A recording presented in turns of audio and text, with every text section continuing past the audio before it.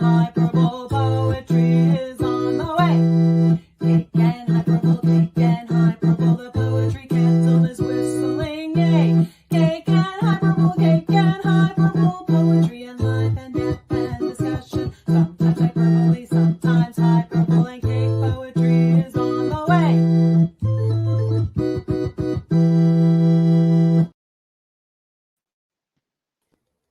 And hello. I love that song. Oh, thank you. I just cannot get enough of that song. Okay, I think everyone around my house might have had enough of it because I'm always posting it at this time, and they're like, "Oh, tough cookies." That's how it is, children. Well, welcome, Amy. Yay! Here we are for another Cake and Hyperbull. This is officially our over-year mark. Mm-hmm. I don't know if that's a thing, but yes, we've been doing this. Not this exact thing, but some form of live poetry communion. Yeah, 13 months. Lucky 13. So there you go. I know. Unless you have a party on Friday the 13th. Never do that. I learned that the hard way. Worst party ever for teenagers.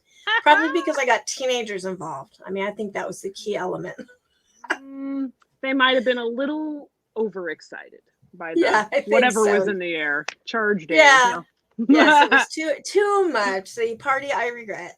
But anyways, today we have some interview questions. We're going to be interviewing each other. I have a poem from Lila Bertalan, and I'm probably pronouncing that wrong, but that was sent to me last night. Actually, she sent it to me on Instagram ages ago, and I am really bad about checking my Instagram messages. So last night I was like, "Oh, we're doing this. Let me go check." Oh, and look at that. And There's we also don't know if Pete is watching right now. I should move over to comments so I can see. But we have a video that Pete sent that I'm going to have to show next time or at another time because it's too big. We can't upload it to this. So, but we do have that, and we thank Pete. Pete is awesome. I did see it. It was awesome. Yay! Well, I'll look forward to that next chance we get. So, yeah. Yeah. Oh, and Flarp. Oh, yes, I do have a Flarp poem. We decided, this was Angela's brilliant idea, to choose a form every month and each write a poem to it. And so she let me pick this month, and I had found Flarp in The Poet's Glossary by Edward Hirsch. And I was like, oh, this is perfect because there's kind of a lot going on right now. So we'll discuss that when the time comes. Yeah. Yes. Yeah. Well, that's funny that you say this was my idea because I was actually going to say, Amy had this brilliant idea. I think I showed you the Poet's Glossary. And we were at Costco. I didn't have it with me, but I mentioned it. And I think I showed you a picture of it. And you said, ooh, got to get it. And then you right then and there went to order it. But now it's out of print or what have you. You're texting me, stop it, girl. It was like way out of print, really expensive, but Kindle Unlimited had it, so we have both been enjoying. I think I got it Glossary on my Kindle. I think I ordered it on I Kindle. Think you did. Yeah, I think it was on Kindle Unlimited. I mean, you may have gotten a permanent permanent Kindle copy. Yes, yeah, I paid my $10 a month. Yep, there it is. Yes. So it's so good. All the forms, there's my favorite part when I did my poetry week when Scout Camp was on but short because of COVID. My favorite part was when I just looked up poetry. I didn't mean to. I think I stumbled on it, and he gave all these other poets and writers definitions of poetry. And I was trying to have a poetry immersion week, so that was absolutely just nectar. So loved it. So much good stuff. That is awesome. Yeah, since you actually have a paper copy of that, that's what we should do at the end of each show is get that out, and we'll just pick one for next. Randomly thumb through. It's right here. Yes, I can see it with my eyes. Here's what we're talking about: a Poet's Glossary. I'm trying to figure out how to turn it. There we go. I can never get the logistics of being backwards. Okay, a Poet's Glossary, Edward Hirsch. And it's thick and beautiful. She's got it on her phone. Amazon. That's a nice looking book. Oh, it's I found it at the Barnes & Noble. Okay, sad story world. 2-minute drive, 10-minute walk from my house, or 15 or 20. I don't know how much, but Barnes & Noble. like right there, and it's That's no heaven. longer. They closed it and turned it into a discount furniture store.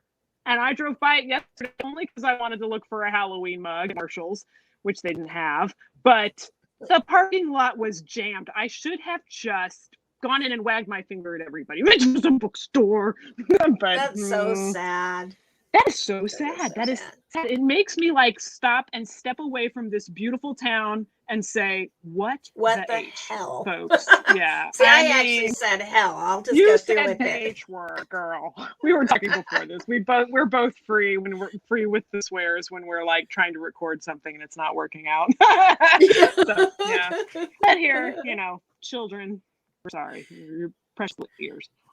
Yes, this is poetry though, so you never know what you might hear. So be forewarned. Yeah, poetry, can't be afraid to say it. Cannot. Yep.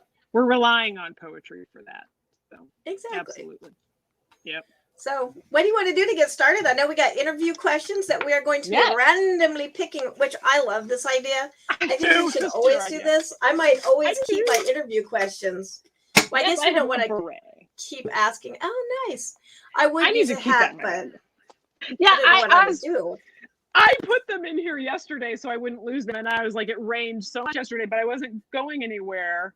And then this morning, because I didn't go to the store yesterday because it was so rainy, I had to go to the store and it was raining again. I'm like, well, my beret is full of questions in the art room. So, I just had to get my hair wet, kids. It wasn't There's bad. a Not as bad right as yesterday. there.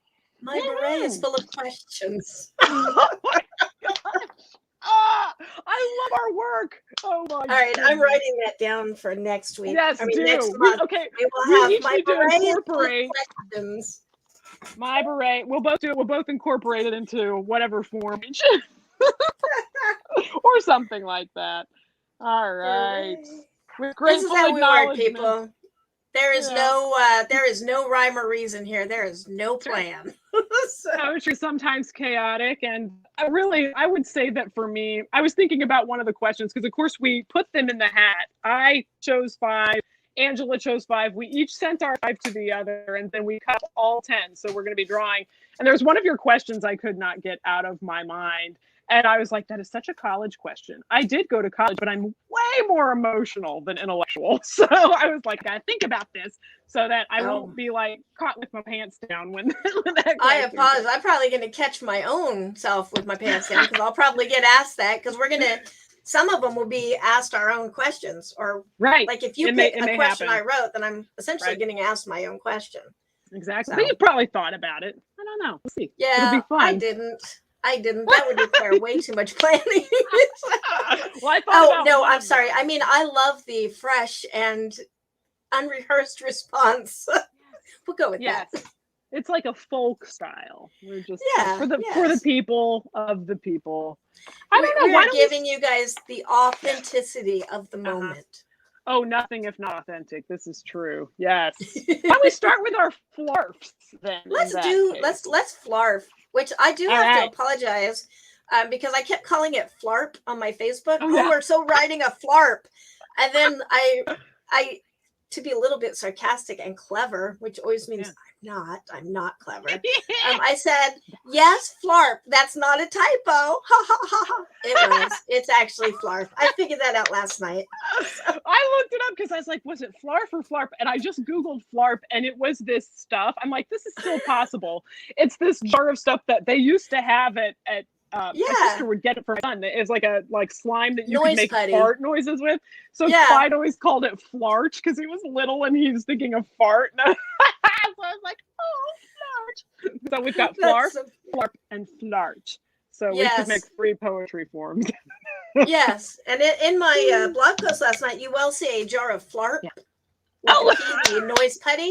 Because I thought they were the same thing. So nope, had to delete a whole paragraph of very clever information. That was wrong. You had to kill your darlings. I hate killing my darlings, you guys. Whoever said that.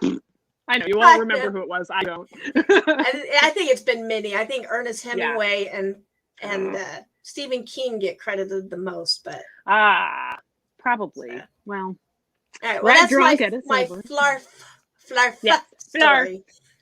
Right. So, would you like to tell us about? Flarp.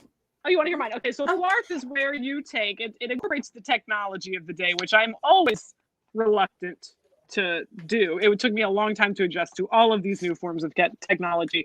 But this one's fun. You take like a search engine and history, and just it becomes a poem itself. So if you are pressed for time, you can look up and see if the last several things that you Googled or what have you were interesting. Here is my Flarp poem.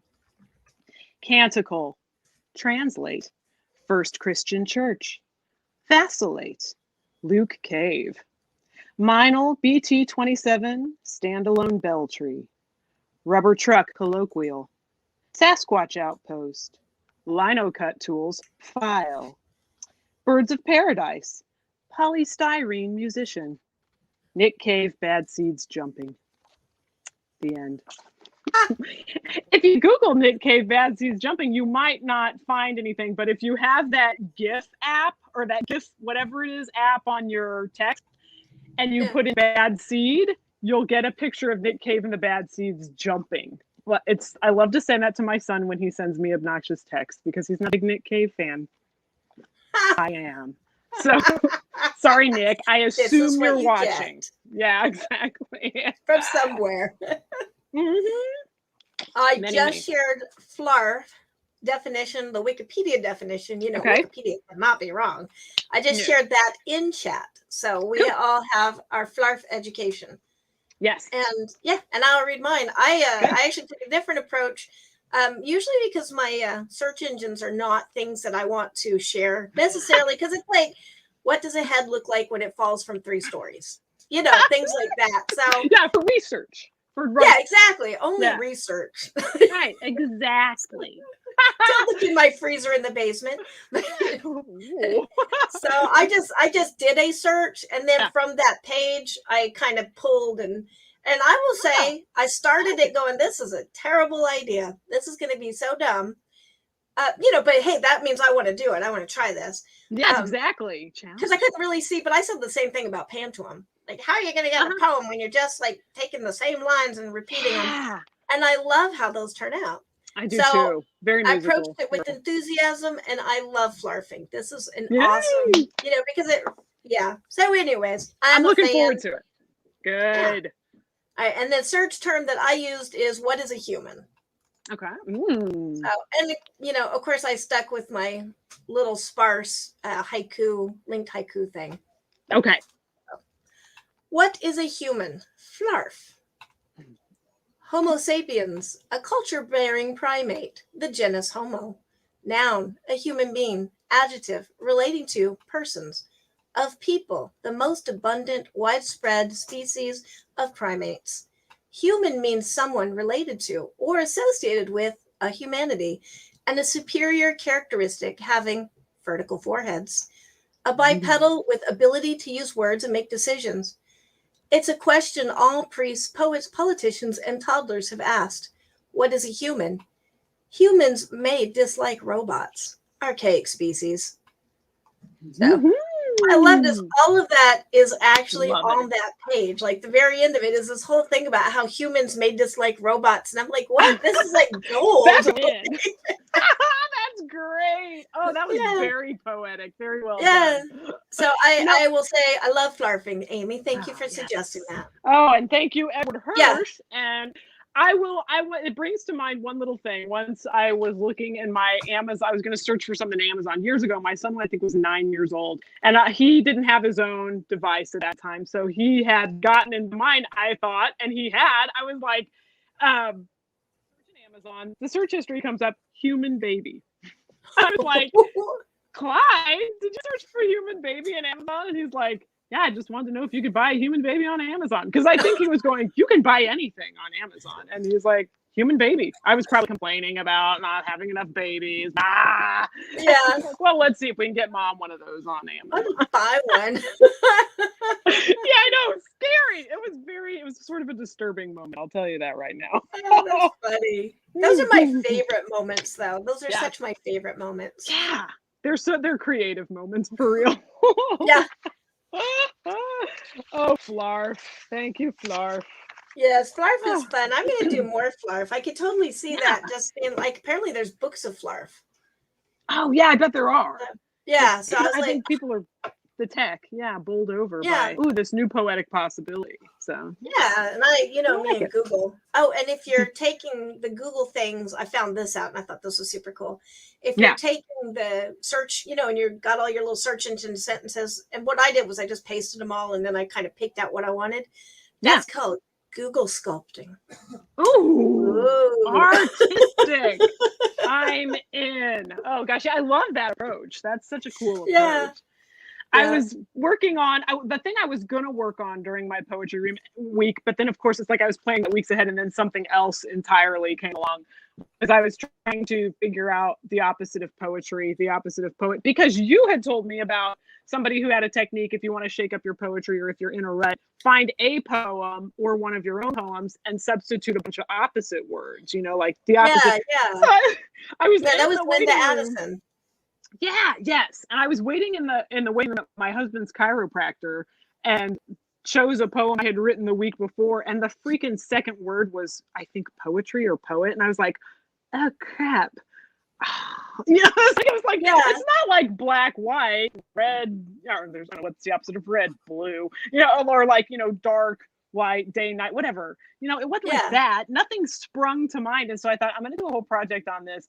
And I didn't want to Google it because I wanted to see what I thought of first. But I think that could be a really fun one to Flarp, I think. Yeah, that could be. That's a thought. So, yeah. Yeah, no, I like that. And probably, like, this shows who I am, my interior anti-establishment self. You said poet, and I immediately thought politician. And so, because you had texted me that when I mentioned it, and I was like, crap, I never thought of that, because that's how little I think of politicians and politics. I mean, that's how infrequently my mind goes there. And it felt like, okay, case closed. I thought of it's like how all these things go through my mind, like factory. No, because I love to watch the factories make candy. There's poetry in that, it's not all goofy and hippy dippy.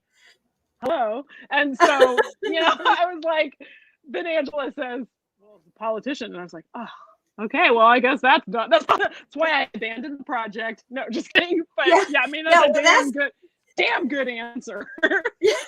Now, that's why I think it's like, why I love us getting together, because we have really like almost polar opposite viewpoints, but also very the same in where it matters, kind of thing. A lot of the same sensibilities, and yet you focus a lot on news and stuff, and I'm like, well, I had to stop doing that when my kid had anxiety. Also, I found the freedom from all the people in college telling you that you were just an irresponsible citizen if you weren't watching the news and reading Newsweek, and I believed everything that college people told me back then, and now I'm like, whatever, you do not have to live your life chained to the news, but for you it's like something that you do and incorporate into your life. And so that's good perspective for me, because I definitely ignore it a lot.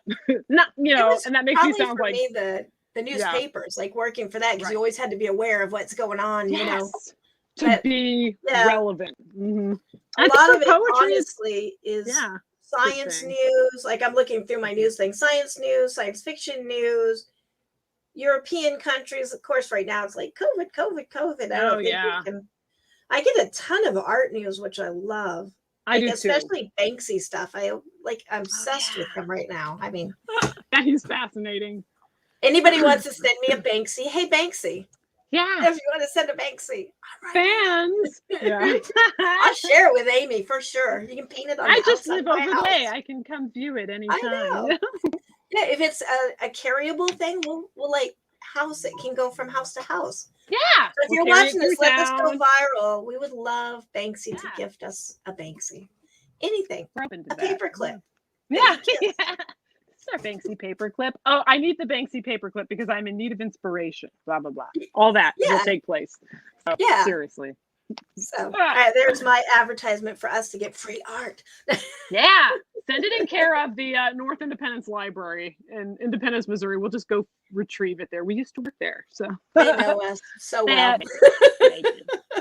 We were gems to work with. I think that we're well missed. I think so. I feel bad because I keep picking things up at Blue Springs North as it's right over there. And they're like, we'll see you again. I'm like, oh yeah, I'll send my holds here. That's okay. Well, because I live on that block, I see them all the time. So I have a home to pick up today. I'll have to like make a point of it. I'll just have to because it was a good place to work. It just, well, life. One day COVID will end. I have this. I'm just going to say it. It will end, and we will have lunch dates in the square, and we will walk to the library and go gossip, and we will do things, and we'll have to wear lipstick probably because that's the thing with no mask. And that's right. We'll breathe each other's air. It's going to be so wild and crazy. It's going to be weird. I think it's going to take a lot of getting used to, but it'll be a good thing once that day comes. So I'll put on my tiara.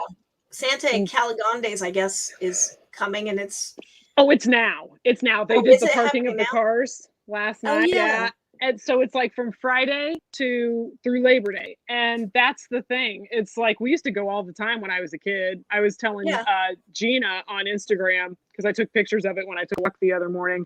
And the reason I didn't swing by is I dropped my son off at 7 a.m. and then I go walk and I'm like, Angela's not up yet.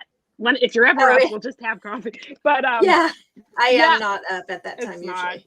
I haven't been in years, but it's like to think about it with COVID kind of makes me like, because it is outside, but it's also in the past been it's like, it's nuts. It's just, now they're announcing, Delta's like less, it's more invasive. Even outside, you're not safe. And I'm like, oh my gosh, come on, guys. Yeah, so one day. I get a feeling it's gonna end pretty fast. I think we're just gonna like England did. I think the UK buzzed through that. They thought, oh my gosh, it's mounting, it's crazy, and then it just kind of started going away. Cool. Angela has good intuition on these things. I trust it. Mm-hmm. Yeah, I'm hoping. I don't know how much is hope or intuition, but yeah. Hey, hope can't hurt. Exactly. Yeah, I'm gonna be happy until I get to that disappointment.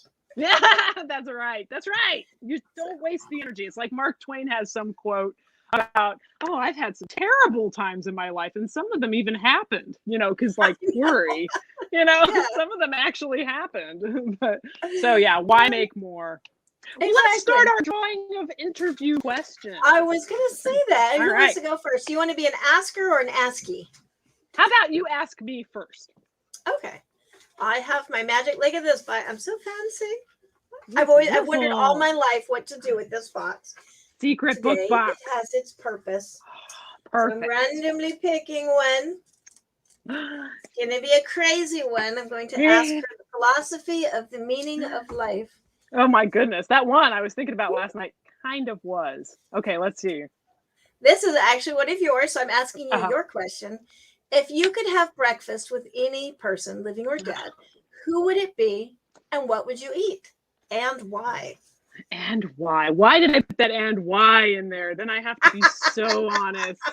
It could just be because why not? It's Nick Cage. Yeah, why not? Yeah, that could be it. Okay, well, I will preface it by saying I am trying to gather people, yourself included, I mentioned it, to start a poetry project it was originally going to be called Unattainables, but then like art wraiths came to me in the sense that you can't put your hands on it.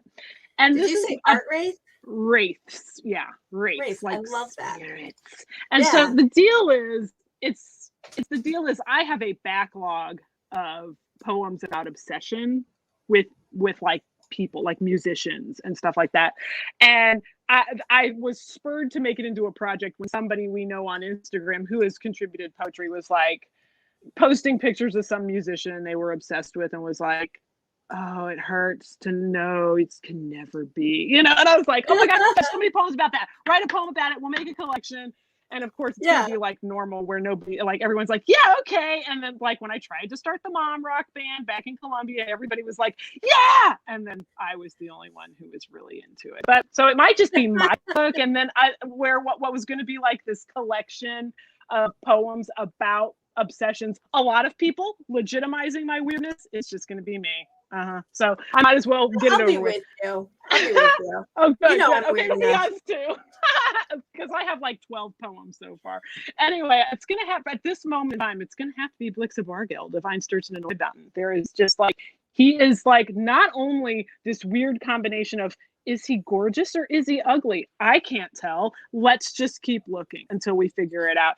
But I find him very inspiring because he's fearless, but he's also one of those bizarrely artistic people. I mean, there's a lot of them. It's like David Bowie in a sense, where you're like, where did all that come from? You know, it's like, you know, they just, whoa, you know, and I think we all have artistic moments and creative moments where we're like, as Bob Dylan would say, well, Ghost wrote that, not me, you know, but I don't know. I find him charming and beautiful. And I think to hang out at breakfast with him, what would we eat? Well, French toast. That's like my breakfast obsession. And I might regret answering that because now if I get your haunted house question, I'm going to be like, oh crap, who am I going to say now? Because he might be better in a haunted house. Didn't mean to spoil it. So I'll think of Art Garfunkel for the haunted house. I don't know. Oh, I like him. He would be fun in a haunted house. He's very comforting. I think his music would soothe. Okay, not to answer it all too soon, but I would say inspiring person, breakfast, discussion of art and music, and or maybe not. Just like, hey, so like when you were in Germany, what cigarettes did you like when you smoke? You know, things like that. So that's just my answer. You always eat your French toast like that? Yeah. Do you always put your cigarette out in your French toast? Oh, I don't think it would have to be an earlier version of him. I don't think he smokes anymore, but yes, I do. And then I eat it. Yeah. I'm sorry. That spices my food. He's like 60 something and he still has the German accent. And I'm like, applause. Just keep talking. Keep speaking in whatever language you want to. So yeah, the end. There's read your grocery list. I don't care. That's right. He recently did a project where he did. There was an airport in Berlin that's closing, and so to end it, because this is so Berlin. This is where I get just insanely jealous of artistic communities. Everything in Berlin is freaking art, you know, and so. Closing an airport. Let's do a big art thing there. And one of the things they did was last flight announcements and bizarre announcements. And he read them because he's got an insanely attractive voice. And he just read these, you know, flight announcements in German. And it's just like, oh. And so, yeah, I think he released an album where he was tasting wine and people are like, there's somebody did a meme about it. And we're like, oh, whatever. Like, I'm going to buy that. Damn it, Blixa. And they're taking their money out of their wallet. You can't help it. So, on that humiliating note, I will find a question to ask. Oh, that's hilarious. I love that. Oh, thank you. Thank you. Okay. Ooh, this one's from me to you. Name 3 dream lives you would choose besides the one you're living now. Like what you would, occupations or whatever. Places to live. I remember being worried about this question. Hope I don't get that one. Because I really like where I am, you know. That's a good answer. But and don't judge me, people. Don't judge me. No judgment here, because we're talking about theoretical and dream. I have always wanted to be a mortician. Just because I think it would be like super cool, you know, and like I don't know why it seems like an interesting thing to put makeup on dead bodies and, you know, do things with dead bodies, which really comes out wrong. But yeah, mortician would be one. And I could always wear black as a professional color. And another one, don't judge me because I really don't want to actually kill people, but I think it would be neat to be like an assistant to a serial killer or maybe a psychiatrist to get that. Yeah, like the insight. What were you thinking? Like, why do you want to do that? Like, you know, because I have no desire to do that, but I would like to be in the room with Dexter. You know, it would probably be horrifying, and I would be super upset and be like, you know, stop! You can't do that. You know, and I'd be fired or killed, probably more likely. I think fired. Yeah. Termination takes on a whole nother meaning. Right. And then probably like a forensics expert. I've always wanted to do that, to like see firsthand, you know, going back to those weird Google searches, you know, what does happen to a head when it falls 3 stories, you know, and I've never done any of these things. I am going to go to the body farm though at some point when COVID ends. That's like my goal. And I will probably be utterly horrified and, you know, have maybe nightmares or something, but I just want to see. Yeah. Just your curiosity. You remember Justin from the library? He shelved he and I shelved he was studying to be a mortician. So I don't know if COVID shut that down, but I don't think so. I think he was pretty good. So there's a really cool YouTube channel. Have you seen Ask a Mortician? So check that out. That girl, I love that. Caitlin Doty. Yeah, she wrote a book called Will My Cat Eat My Eyeballs, which was questions from children about death. And so she's very death positive. The good death is like her Instagram. And so, yeah, I mean, it's a different way of thinking about death. And I think that I think that's kind of a shift is needed. The whole 20th century shift into removal from death. You know, people just fear it. And, and it is just a process. Like, but that's the thing is we fear birth. I'm sure that's why babies come out screaming. That's probably terrifying. And yet we're happy to get here, you know. So it's that's the way I think of it. It's another birth, you know. Yeah. Am I excited to go? No. I mean, I'm happy right here, right now. I am in the quest for immortality, but you know, it'll be interesting as well. I feel like I've mentioned it in the discussion with you before, but I keep going back to that scene in an episode of Adventure Time where it's not just a rainy day, so they can't adventure. It's raining daggers, and so like they can't go outside, and they build a big pillow fort, and it's like that episode of Star Trek where he lives a life and a blah blah blah to carry on the culture. Finn lives this whole pillow fort life, becomes an old man, and dies. And when he dies, you guys, this is the whole takeaway. He goes, "Oh, here we go," and it's like going down a pillow type water slide. It's like that's how I'm thinking of death for the rest of my life. It's like it's gonna be to the next excellent adventure, Bill and Ted. You know, so to see what's coming next. Yep. Positive. Awesome. All right. Onward. I'm asking you a question, now, right? Okay. In the magic box that now has a purpose other than being a dust catcher. Yeah. Let's see what we have. Ooh. What terrible and difficult life-changing question will this be? I hope it's the one I studied for. Just you one. Studied? That's a cheat. I would have been like, I'm done. All right. If poetry is a superpower, how should it be used for good? And how might a villain misuse it? That is the one I studied for. Is this like using poetry for evil? Okay, because I was like, this is such a college question. I'm going to mess it up. But only because it's a deep question. It is such a deep question to me because of villains, evil, and the day and age we live in. And it's like you have to tackle what is evil. Then you have to tackle when has poetry done good and how and things like that. So kind of what I came up with was, okay, first, it's the problem of what is evil. And it's interestingly, there are a lot of things that we can agree on are evil, like probably cannibalism, probably serial killers, stuff like that. But at the same time, there were a lot of things in the past that were agreed upon as evil that are not agreed upon as evil now. So it's kind of fluid like language. Right. And then I have to sort of deal with the fact that I am, Christian artist. And I know that my viewpoint of life is not everybody's. And so this is like scary territory for me to try. So I was like, all of it was swirling and swirling. I took notes. Let me see. What did I write down? Okay. I love this. Yes, I had to. I was like, oh, Lord, existential angst. So, okay.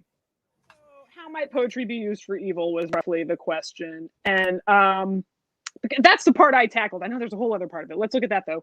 So you look at what is evil. You look at where poetry has done good. So then I just thought of this podcast episode I heard. There's a podcast called American Hysteria. I feel like I've mentioned it before. There's an episode about the concept of cool, okay? And this was so fascinating, but at the time I was still homeschooling, and I was like, we're talking about this. An example used was beat poets. So there's some poetry right there. Now, beat poets loved jazz. Now, they were into some things that some people in culture would have considered evil, such as atheism and suicide. But that aside, okay, one thing that they did was they loved jazz. Teenagers loved beat poets. because they were cool. You know, they had a cool look, Yeah. they had a cool lifestyle, they were into jazz. Therefore, the teenagers discovered this jazz that the Beat Poets loved, and they loved it too. And this changed a generation's idea, at least in part, regarding racism. So it was like racism shrunk a little because these poets were into this kind of music, which of course led to rock and roll, which made it shrink a little bit more. And so that would be poetry doing some good. And Yeah. and it's like, well, how did it do that? Was it because of the whole cool factor? That is so freaking fascinating to me. So if poetry happens to carry some kind of weight of cool, it can at least influence a generation, like a younger generation. That's like when you think of like horrifying things like the Nazis. They're like, well, let's get at the kids, and then we'll change, you know, the way people think. So that's scary. That, you know, if they did that with poetry, which I feel like they did it with some songs and things like that in the Hitler Youth and whatever. But so probably. Also, other things that are fashionable, like I think transcendentalism had like a fashionable following. Dada is a fascinating art and poetry and whatever movement, because they were just committed to anti-poetry. Poetry is anti-poetry, just like whatever you expect. No, we're gonna do something else entirely, and just taking the whole idea of art and shaking it up, and that, of course, can reach your young people who are like, oh, my parents hate this, here we go, or people who are disenchanted with war, like World War One, stuff like that, and just weird new ideas. They could use them to push some agenda that at some point in history might have been thought of as evil, and then now is not because of that. And so it's full of questions, but I think that's kind of where I landed, is that if you can grab the attention, then you can put forward your agenda, good or bad. Or in beat poetry, I think they were deliberately allied with, say, jazz musicians. They would write to jazz. They would write with a bop sort of lyrical feel. And so it's not like it wasn't a secret. It wasn't incidental, but people picked up on it. And so that changed a point of view for some people. That's so cool. Yeah, I never knew all that. Woo! Yeah, I know that was an eye opener to me. I loved it because I already liked the beat poets, and it's like, whoa! I didn't realize that is happened, cool. So. Yeah. Woo! Awesome. Yeah, I love how that turned out. I'm totally into this random questions in a box thing or a hat. I love doing this. So it's so much fun. It was such a good idea from Angela. Okay, I'm picking randomly to ask Angela a question. All righty. Oh, here's from me to you. Do you have any experience with imposter syndrome? Please elaborate. Oh, yes. Imposter syndrome. All the time. Daily. Pretty much. When I wake up in the morning, I have imposter syndrome. And I think we all do. I think even like when you're really successful, I mean, think of like the most successful person, you know, like Neil Gaiman probably also has imposter syndrome, you know?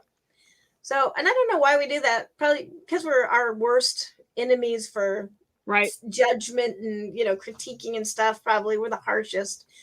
But I just ignore it now. Like, it's going to be there. It's kind of like the news. Like, oh, we're all going to die. You know, okay. I read that. That's interesting. I might use that in something later, but you know, it's not going to affect my day. I still need to have coffee and I still need to write poetry or a book or, you know, but also I think the thing with imposter syndrome is, what is it going to hurt? Like, even if, and where are you fake? You know, that's the thing is, I'm not a real poet. I'm not a real writer. Where's the mark that says you are a real artist? If you're creating something, you now are. You are that thing. So, you know, I don't know. I guess I don't really get bothered by it anymore, but it is always there. Like you know, usually for me, is that a stupid idea? And then the answer is usually, yeah, probably. But I'm going to try it anyways and see what happens. And, you know. Yeah, I think that's definitely the secret. Like, okay, I write poetry, so I'm a poet. That is those are exactly the words that I told myself when I started trying to commit more time to it. It's like, you don't have to apologize for that, you know? And when are you, there's no set, like, well, you have to do it 40 hours a week. No, you don't. You have to do it at least yearly. No, you don't. You have to publish. Nope. None of that is true. Same with art or writing or music. It doesn't matter. If you are creating that thing, you are that thing. Yeah. And it's part of who you are. Look at our poet friend Leroy Smith in the cemetery, Woodlawn Cemetery. Yeah. Leroy Smith, poet, and his years of birth and death. That's all his stone says. And we went looking, you went looking, and then told me we found one book of poetry by him. It's not a huge book, but that was his last identifier on earth, is what he wanted, was to be poet. Yep. So we love that. Oh. Yeah. Yeah, that was I can't wait to go back to that. Like next Halloween, that's what we got to do. Oh, wait, that's like next month. Yeah, coming up. See our Leroy. Is like, bam. Awesome. Oh, I tell you what I miss the most about homeschooling, because I homeschooled my kid from 5th to 8th grade. And then the year that he went into public school, COVID happened. But it was actually after COVID happened. I was like, I'm consciously sending you to school because he wanted to go. But the thing we would do every Halloween was called Halloween Coffee House. And we would spend parts of the month of October writing Halloween poems and finding other people's Halloween poems that we liked. And we would go to a coffee house in the morning and get like pastry and coffee. He didn't drink coffee, but whatever. And we'd made the little booklets and we would read our poems to each other. And he probably doesn't even think about that, but I'm like, that was precious moments to me. That's one of my favorite collaborations. Oh, I loved it. It was so much fun. He's a pretty good poet and he doesn't care. So he's got a nice way with words. Yeah. Maybe nice later. Don't have the imposter syndrome. Yeah, he's just like, wait whatever, till he's old enough. Yeah. I do it only when I have to. Well, you have to. When homeschool, I could say you have to. Now I can't. Yeah. So. Oh, well, we had those years. That was nice. Yeah. I think that's why, and it's funny because I think I am not a Christian, but I think I bring up Bible like way more in conversation. Yeah. But that thing of like, be like a child, which isn't really just in the Christian philosophy and myth, it's like a lot of that, is be like a child. Yeah. I think that's that imposter syndrome thing. Like, because kids never go, is this a good idea? I'm not really drinking tea here. Like, I am such a fraud. This is not a tea party. They never do that. They're just drinking tea. Yeah, they're just in the moment having a blast. And I think that's who we need to be as artists, is just, agreed. Hey, there is no tea. I did not make anything last week, but you know what? I thought about making stuff, so. Yeah, that's always percolating. When you make it kind of a way of your life, you can have stretches where you're just like, not today. And yet stuff is coming together when you know it or not. It's because you're just living everyday life and it's collecting. I love it. Yep. Be like a child, artists. Yes. Do you want to take a poetry break and read some poetry? Sure. I want to know about your project that you've just are wrapping up. I don't know how wrapped up it is. Your Willows it's project. Pretty wrapped up. I'm getting ready to do layout. So excited. Yes. Wow, like talk about art affecting you and poetry changing your life. It started out as a small little happy project between Geneva Flynn, I mispronounced her name, I'm sorry, Jean, Christina Singh, Lee Murray, and me. And we had just done Black Cranes with a bunch of other authors, and that got like Shirley Jackson Award, and that's been like huge. And so we were like, how can we keep this conversation going? And it's been good for all of us. Like my mom and I have bonded over it. We didn't really have a strong relationship, we'll say that. So it's been like really good. How can we keep this going? So we decided, hey, let's do poetry together. We'll each do 15 poems and we'll call it Tortured Willows. And it'll just be our voice as from where we stand. Like I'm, white and Okinawan, so that's my, and then we've got Chinese or, so wherever we stand. Like Asian heritage is the connecting point. Yeah, exactly. Our Asian voice and what it was like for us, or, how did we experience it? Mm-hmm. So I figured, I'm going to write some little poems about being Okinawan, yada, yada, yada, done. Super easy. Not even really going to stress about this. And then I started researching it. and went way down the rabbit hole. I found out Okinawa, the island, is actually not called Okinawa by the people, which are indigenous, considered like an indigenous, I don't want to say tribe, but they're an indigenous people. And they're the Unchinanchu. And so to speak the language, which is actually dying because, and this is not pointing fingers at any race, but the Japanese wanted to erase that culture. And so pretty much a lot of things were made illegal. So that language is only spoken by a few people now. It's one of the endangered languages. But also that island of Okinawa, which is Yuriko, also probably mispronouncing, is illegally annexed. It's illegally owned right now by Japan. They should not be there. They should not be owning it. After World War II, the Americans won, and so they had it. And they wanted to put all their bases on there because it's this wonderful little hub. And then they gave it to Japan, where you can't give stuff that's not yours.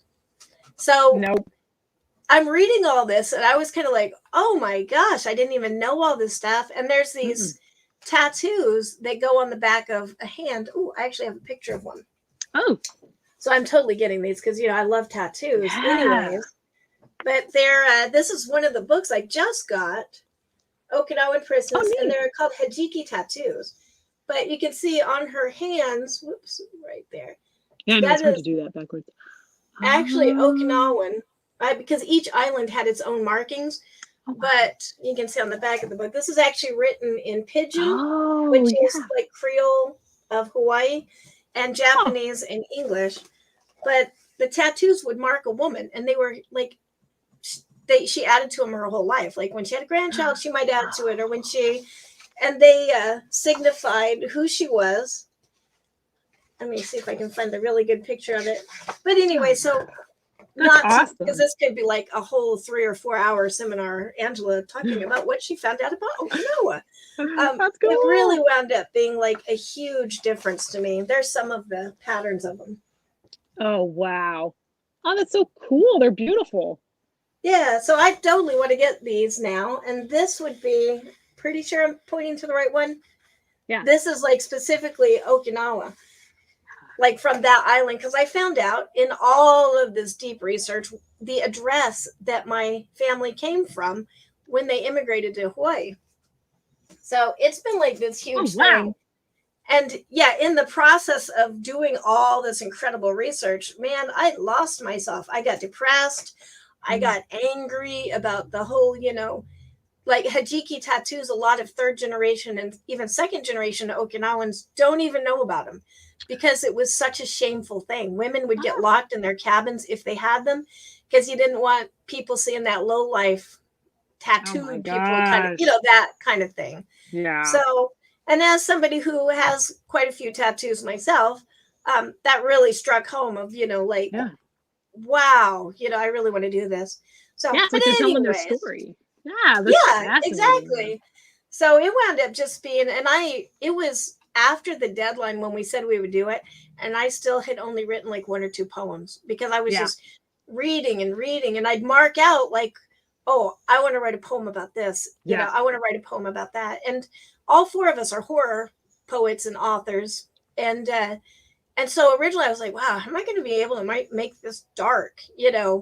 And there's the Yuta thing, which is like the Okinawan mediums. So I was like, well, I'll talk about ghosts I saw as a kid and stuff like that. Oh, interesting. But just the history is pretty dark, like talking about the caves and how they had to hide in the war. Yeah.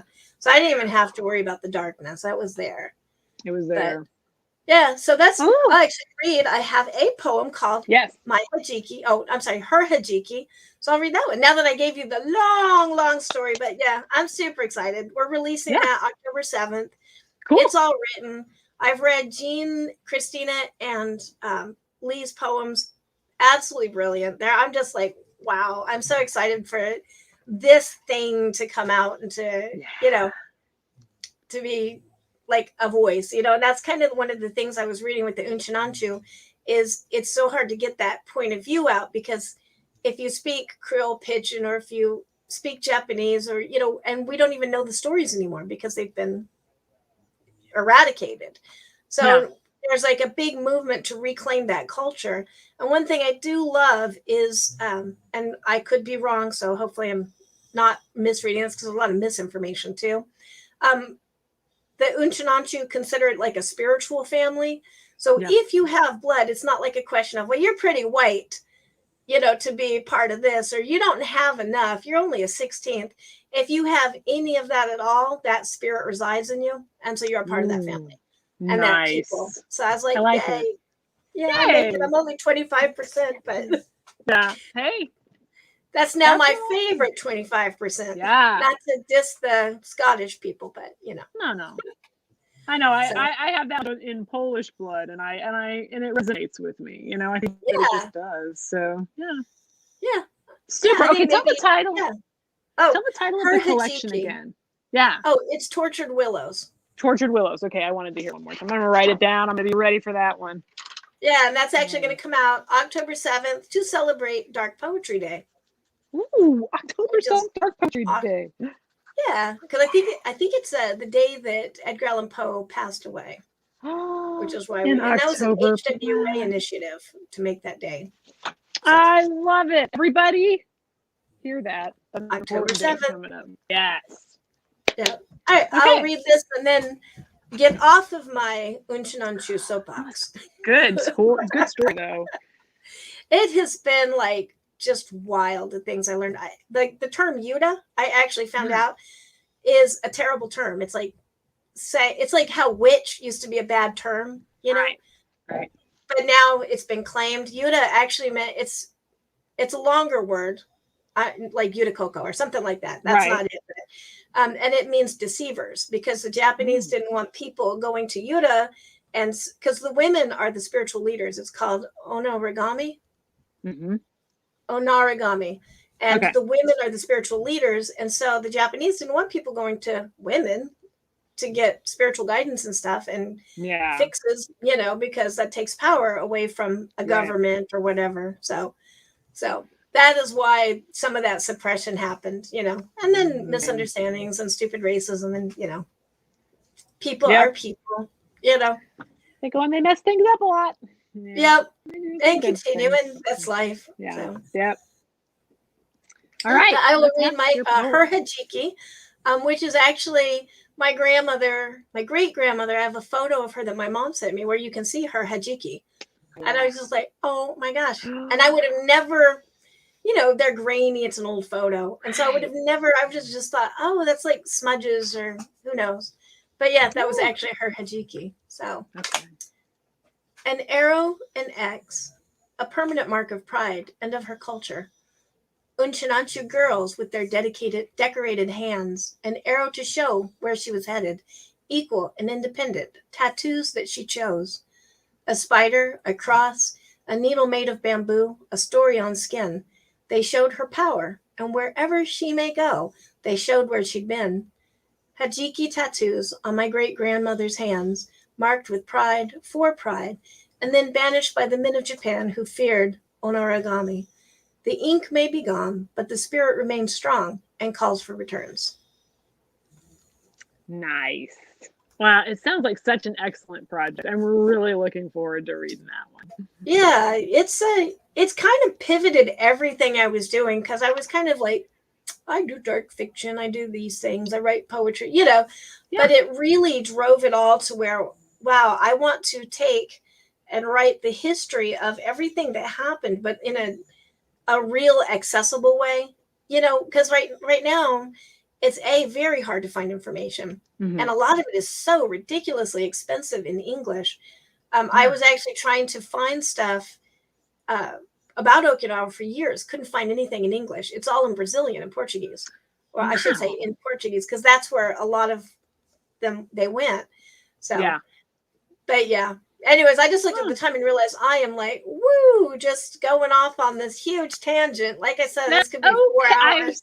I invited it. I don't have as much to say, this week. So I knew that you had a good project that was that had been a long time in the making. You made a lot of discovery. I thought, let's talk about that, because it sounds really cool. I will say I've never had poetry affect me that much, where it's actually like, what is the meaning of life anymore? You know, kind of, you know, Yeah. pivoting thing. So Yeah. I warn you, if you Super start duper. looking into that Polish history, Amy, you may be like opening up. I know. I went to Krakow one week when I was doing a missionary summer in Hungary. This was 1996. I was going to do one more semester of college after that and be finished. And it was the most thing that was so fascinating to me was in Krakow there's a basilica, which we didn't go in, it was just there, and we were walking around all week and stuff.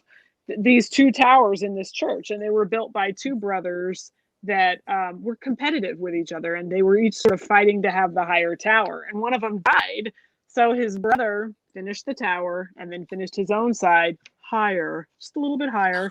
And so then there was some attack coming. I don't remember from who. There's a Newbery Award book about it called The Trumpeter of Krakow. But apparently an attack was coming.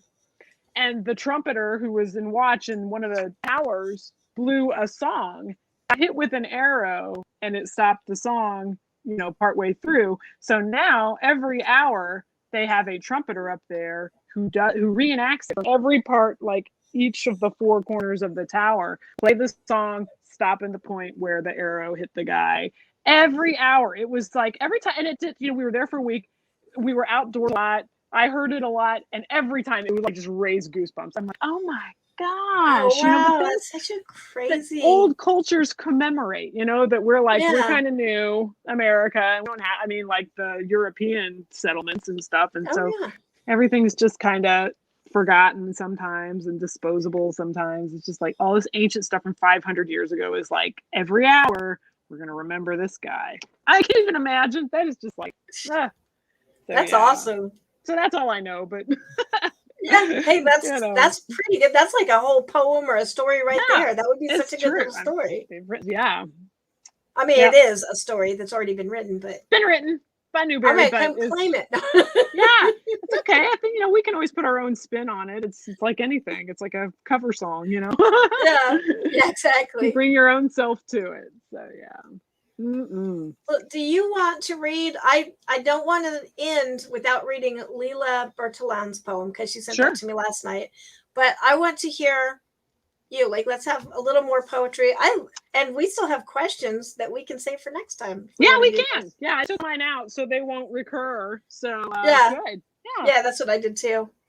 Yeah. Oh, I don't have a whole lot, but it was an interesting week. I just had a question from a friend on Instagram. I don't remember. I brought it up. I can't remember what we were talking about. Oh, they had put out some poems and had print copies coming. And they said there's only 10 copies. So if you want one, because I was like, oh, yes, I'm excited. So put my name on one. And I was like, you know, I used to do the same thing. There was this book machine in Columbia, Missouri when we lived there, and it was in the university bookstore. And I would just print up books, just like 5 or 10 copies, and just hand them around. People like a big weirdo. And I think it did weird people out. But because nobody ever told, I had one friend, my friend who actually then moved to Texas, who was like, I handed it around at Bible study. Smoke break love stories. I handed around at Bible study. And then like the next week, good old Laura comes in and she's like, I laughed and I cried. And that's like all the positive feedback I ever got on my stuff that I handed around to all these people. And I was like such a mess at that time. You had one question about poetry saving our lives that may come up next time. And I will say that the Espresso Book Machine did that. So to make a long story short, I published one through Amazon and just sort of like released it and went on with my life. Did no publicity. No, I don't have an agent. I'm just like, I'm publishing this because I had troubles that we've all heard about. And I remember we went to St. Louis St. Charles for my husband's, God, I don't even know how many years it's been since we graduated high school. I believe this was 2012, which was our 20th year reunion. And I'm like, he's like, you don't have to come if you want, because he knew I was a giant mess and I didn't want people, I would be counting everybody's damn babies because I had one and it's a whole big thing. It was a whole big thing. I put on Poetry Saved Me. But I was like, just tell them I released a secret book of poetry on Amazon.com. And he's like, you did? It's like, yes, I told him, and I think he was like, I think she's just being weird again, and still may not know that I did it. I've never seen any money from it. People might have bought it, but I don't know. I don't know how it works. Didn't care. Don't care. 2 people bought it this week because I posted it on Instagram. Oh my goodness. I only know that because they told me. So I don't know. Maybe I'll I'm just read one out actually of going it. to Amazon right now. The Eye of Tony Hicks. I didn't even put my name on it. It is by the Beatnik Housewife. So if you run across anything to do with the Beatnik Housewife, that's this babe right here. So Did you actually the Eye of Tony? The Eye. Tony Hicks, guitarist of the Hollies, one of my sessions. I do have a poem about him in my Obsesso book. Actually, I think I put that poem about him partially on one of the typewriter prints called Beat Rondo. So I have a cake one. Why don't I read the cake poem? Because you know I like a cake poem. This is Cake and Hyperbull. I'm going to read Baker's Despair from the Eye of Tony Hicks. Glorious, apt, and comforting pistol shooting analogy from husband upon the falling of my hot milk sponge cakes. 2 round golden layers, hucking lemons, and my consequent cussing rampage. The perfect score in pistol shooting is 1700, I think. And in 1974, the year of my birth, some man got within 24 points and no one's ever touched him. In fact, what everyone aims for is 1600, which is considered pretty damn whippy, like the 4-minute mile. So the point is, once in a while, cakes fall, the bastards. And the day before Cake Club, too. We no longer call it book club. After 5 years, we've stopped kidding ourselves. Too irresponsible to read whole, boring bestsellers. Too stubborn and tired to cross over to one another's vampire novels, fantasy tomes, and Britpop biographies. Let's just eat cake together. So, what have you got for me, Dinah Shore? Your fudge cake, an absolute cinch, and orgiastic in the mouth, but square and dowdy, and being drunk with pride and love for the gals. I wanted to treat 'em nice, with a big, round, tall, and swirly American layered affair. But running out of baking powder mid-cake, dashing to Mosher's grocery, battering fridge meantime, and hot milk allowed to cool, plus peeking in the oven halfway through, wrecked my afternoon's efforts. Still, we're a mildly broken crew, and therefore appreciative of any cake that may come our way. In the end, a 2-layer, beauteous, unfallen chocolate cake with vanilla buttercream, vile temptress from the pages of Cook's illustrated pretty little volume, How to Make an American Layer Cake, 1997. There, see? True patriotism to say I adore you. And one could wax all naughty, drawing racy parallels between the American layer cake and what goes on in the bedroom. See the base layer, recumbent, submissive, tender-crumbed, and ready for love. But hey, next time. The end of the cake poem that occurs in the Eye of Tony Hicks. There's at least one. There might be more. So I had to read it because a couple of people bought it. I'm like, oh, crap. Is this going to be embarrassing? I actually have that on its way to myself right now. Already ordered, and I shared that link in chat. So if you want Amy Zoellers' secret poetry book, which is what I called it. It is. I don't think I put illustrations in this one. The first one I did that I did not release, I only handed it around, is called Kitchen Sink Drama. And I think there's my little boy in his Halloween costume. Wait, I have to this is the hardest thing is getting it to where it's supposed to be. There he is. He's a little vampire. Oh, aww. Cutie. He's almost 16 now. He would not like that I did that. But we won't tell him. He's not cool enough to pay attention to us. So. Mom, I don't care about poetry. Oh, well, hey. Oh, that's awesome. I love that. I saw that post with all your poetry books. I was like, what? Where are these? How can I have them? I have poetry books coming out the wazoo. They are under my mattress this week. Yeah. Where are any of these? Oh, Amy, who I've known, well, I was going to say intimately, but you know what I mean? We've had many conversations. We've had poetry connections, but a lot of them are hot trash, and I'm just willing to say that. Gina was so funny because I was like, I can't retype them all. We always have these old computers. That was like 3 computers ago. I don't know. And Dina's like, can't Xerox them? I was like, God bless her for using the term Xerox. I love 20th century terminology. But I guess I could, but it's half-ass girl. But then she realized she could get this one, so she did. I also have that one now, so we can compare it. I will bring it up next Cake and Hyperbull. Remind folks if she doesn't, right? If she forgets. Oh, no, I'm not going to forget. That's going to come in. I actually started a little feature on my blog on Fridays where I talk about all the books. I get so many books in the mail. So I'm like, you know what? I'm just going to show them off. Like, here are all of them. Or, not necessarily books in the mail, but books I bought on Kindle or books that I've checked out from the library. A lot of books come in this house. Yeah. So I was like, I'll just start sharing them every week because they're usually people I know or friends or, I want to promote them. So yes, that book will be appearing when it comes in and much to do will be made. I fear that if I, want to release further poetry that people are like, I read the Tony Hicks. Look, kids, that was 9 years ago. Okay. I hope to think that I have bloomed and grown since then. So it definitely saved me from myself. What's crazy about that is going back to us being our worst critics. I know it's going to be awesome because I know you and I hear your work and everything. And it's coming from a true place. I'm fully expecting awesomeness. But there'll be emotion. We don't like this stuff. The poetry book that I came out with, I don't even remember. But anyways, it was like the same thing. I put it out. I didn't say a word. Nobody's even going to know. Just it happened. I had to have some place to store all this stuff. So I put it out in a book, published it on Amazon. And then people read it and I still have people mention it. And I'm always blown away. Like, really? That's such crappy poetry.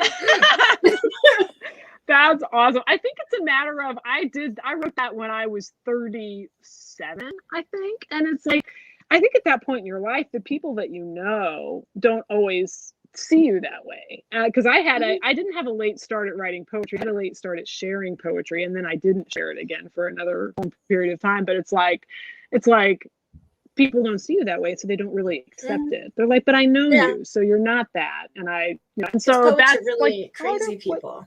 It's part of what you have to overcome is the fact that those near and dear to you are going to think it's kind of like not actually who you are. And that's all right, That's why I've always liked sharing with people I don't know.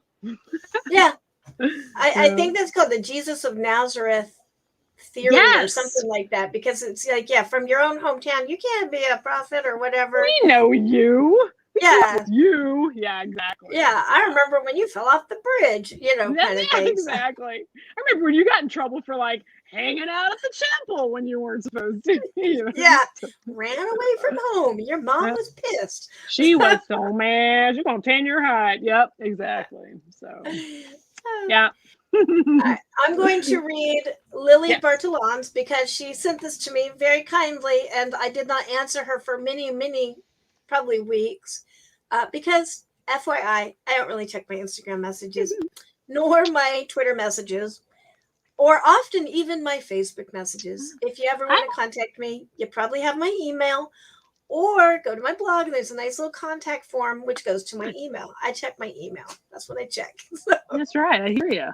Yeah, but I do try to get to the other. So this is hers, and I appreciate her sending this. And I actually have some links that I'll drop in chat after I do that. And then if you want to finish us up on a poem, I would like to hear another one from this book that I just ordered. Oh boy. Okay. I am trying to be a better, more organized showman type person. So I am going to put her up in the background and put us here. So you can't read the whole thing, but you can kind of see this is her Instagram, how she posted this on Instagram. So, and it doesn't have a title, but it is by Lila Bartolon. Okay. And then I will share links while you're reading your poem. I had to get used to sleep all over again. After 6 years of being 6 hours away, not within my body, but with you, nourished only by the wine of hope that one day I can drag that body through to you. You, beyond a cold, wide, salty fence. You, beyond a flat screen. You, beyond fiberglass and tears. And when you were no longer there, I realized it was never about you. After all, I'm only in love with your country. I think I saw her in your eyes, like a circus mirror's distorted, yet still true. A bastard's eye view of a young woman of barely 3 centuries in half mourning, with a smile as fresh as the morning dew. I can't believe I mistook her for you. So, and I actually don't know what country Leela is from. Okay. But I loved that poem because it reminded me of dating Ryan, who, Yeah. super quick backstory, my husband and I, he's Australian and I'm American. And so we dated online basically. In Second Life, we met in Lord of the Rings online. That's how we actually became friends. So that's kind of what it reminded me of. Is I total empathy with that frustration of we may never meet, but this is the person I love. Kind of like, Bricks of Barlow. Bricks of Barlow. Yeah. Yes. Sorry, I was like, I know I'm saying that name wrong. You can see it in my face. Well, he thanked me for putting music. He put out lyrics so that people could mess with them, and I put music to one of them on my harp, and he said, "Hey, thanks for that." So I will carry that in my little chamber of my heart for eternity. I don't blame you. That is more than I ever got from David Bowie. I can tell you that. He would, if he had David Bowie is the one who would have been like, Angela, I love everything that you do, and I love your existence on the. He just is so appreciative of people. It's when he very was on kind this of you to say. I may actually do Ouija boards again just so I can. No. Okay, I can't cross that line. I am so scared of letting in spirits. So, but I will say, I did play with Ouija boards a lot because I do a lot of occult stuff and ghost hunting and stuff. And I just shared the links to Leela's Instagram and her Etsy shop. So that's in chat right now. And you can find her on Instagram as That Liberty Bitch. Oh, okay. I'm writing that down. That's a great name for Instagram. And I will, speaking of Instagram, share Hypness and Outrage's Etsy shop, where you can find many good things. Oh, which look, you can see it right there. Let's feature for this. I just got. There is a collection I will one day have enough poetry to release, but I'm not even close, called Beatnik Werewolf. So let's feature from the Etsy shop my teen wolf portrait and embroidery. So that is hot right now, kids, because I said so. Get your hands on that. I love that one. Sometimes I'll make one and I'm like, okay, this is genius, people. What are you doing? I stitched it at the climbing gym while my son was in climbing. They have a climbing team. He did it for one season and it was like, this is weird. Team climbing. So it didn't make sense. But anyway, I got some embroidery done. Practice. That's awesome. I was actually looking at your shop last night and I was checking out the Shark Week and I like how you do the little beads as bubbles. So, yes, your work is admired, ma'am. Oh, thank you. Oh, I love Shark Week. I had my Shark Week too. That was for the video for the other thing we were talking about that's coming up where I had it, but I made a different style tiara for that. So we'll talk about that soon. So, yeah. Oh, shoot. This has been good times. It is your turn to read. Oh, okay. Let's swap us back. And then I reckon we're probably done, unless you can think of, I don't want to keep everybody here too much longer. Exactly. Yeah, we can wrap it up. This one was called A Little Forethought for Change. Damn. I want to be one of those little old ladies who smile, unable to help it, and not from any sense of American or matronly obligation, at the sight of young children clutching at their mothers, bumping into them, wailing in public when it's all too much, and nap time is overdue, smacking their little siblings and generally being shrill. I want to be that smiling type of lady, all sage and reassuring and lightly perfumed with flowery talc and dispensing comfort and tales of experience. Oh, that'll work itself out. My little Zelda was just the same. I don't wish to be one of those deeply frowned old bats, still shaking her fist at God 30 or 40 years down the road just because my little lad will never have a brother or sister, no Zelda or Link to his Clyde. And I do find it rather mocking, in my current state, that those names I long favored have emerged as characters in a rapidly popular video game. Bitter. My one woman band at that time was called Bitter Hag, alternately Bitter Cow. I went back and forth. So that tells you what you need to know about the Eye of Tony Hicks. There is also some fawning over pop stars, so there's something for everyone. Hilarious. See, Ryan loves Zelda. So does my husband and my child. Yeah. That is hilarious. I know. I was like, for years, I was like, Link and Zelda. I had a cat named Zelda. I had a picture of her up at the library. I was touring this group of 6th grade children. They saw it and had her name on it. And they were like, Zelda, like in Link. I'm like, what are you talking about? They had to school my 23-year-old butt, So, oh my. Ken Hyperbull. Poetry has arrived. Yeah, for some reason now that even though that song sticks in my head, I was trying to think of the next line. Poetry is on the way. The way. That's it. Poetry kettle is whistling. Hey. I mean, sometimes you get a bolt from the blue, kids. That's the muse right there, just going, hey, Amy. Poetry kettle is whistling, yay. I love that. Yeah, I love that whole song. I'm actually going to close us out on that so we can hear it again because that is an awesome song. I appreciate it. Next Saturday, first Saturday of the month, we're doing this all over again. Yes. And if Pete is listening, I don't know if he caught in the beginning, that file was too big, Pete, so I could not play that video, but I'm going to work on it to squash it down and do, I say I, but I mean my husband, squash it down and do magic video technology things, and I will upload it to play later. So... which could be later this month because I decided since we do this every Saturday, I'm going to come on every Saturday and just do like a quick little half-hour literary lunch hour kind of thing and just share the books that I got that week and, whatever, share that video or whatever. But I need to tune into that. Cake and Hyperbull. But just to do something and... yeah, we're still here in this pandemic. We are, and people love books and book recommendations. I do. They do. Yeah. And my thing is, I get so many, and I don't work at the library anymore, so I can't tell anybody. Yeah, so, those people at the library do appreciate talking books. So that was good times. Yeah, so that's how I'm going to be doing it. Which anytime you want to come on, it's the same thing as this. Just I'll hop in. Yeah. Cool. All right. Thank you all for watching and listening. Yep, another month of Cake and Hyperbull. Next month will be 14 months of doing this straight. Yeah.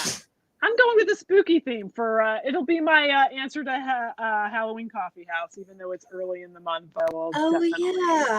It is going to be Halloween. Yeah. Oh, and do you want to pick a form for us out of your magic? Let's see here. Okay, let's see. Oh my goodness, I should be prepared for this next time. So this might be random. Let's see. I'm going to the C's because there's all kind of things like a little song in the madrigal style. Okay, let's go with canzonette, which is CANZONET, or canzonetta. Italian, a little song. Thomas Morley adopted the name for canzonettes or little songs in the madrigal style, 1593.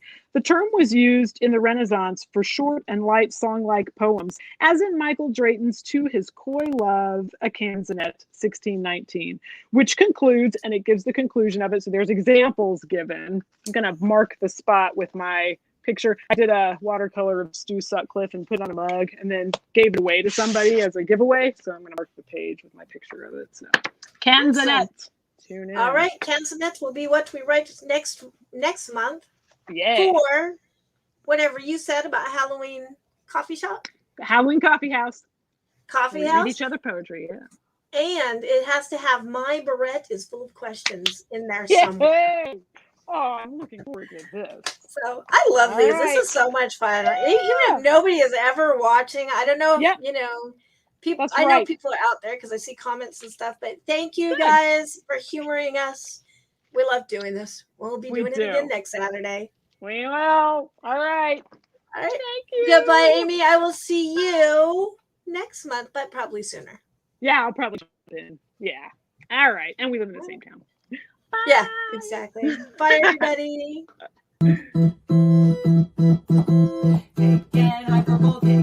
Hyperbull, poetry is on the way.